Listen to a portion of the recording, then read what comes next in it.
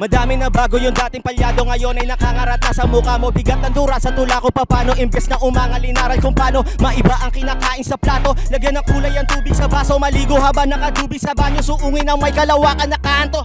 Tila bagubat, hirap na daw makausag. Paano di mo pa naman tinutulak sarili mo sa mga bagay na dapat hindi ilusan?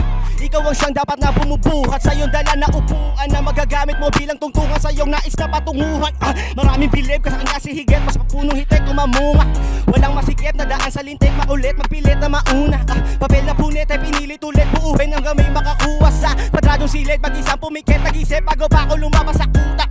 Tanda ko pa noon, medyo bago pa noon. Tila kabado kung sa maparon, ngayong baong ko para na parang dragon. Lakas ng pasabog ko kada taon, wala nang para ngayon. Di na to parang batang patapon, makatang parating gutom na palagi tugon ay maging ganap na paraon. Alam mo na yon, bago pa ako sumugal, alam ko na kung mananalo. Binuhos ko na pati pato, ang tanging kailangan na lang magtiyaga ako.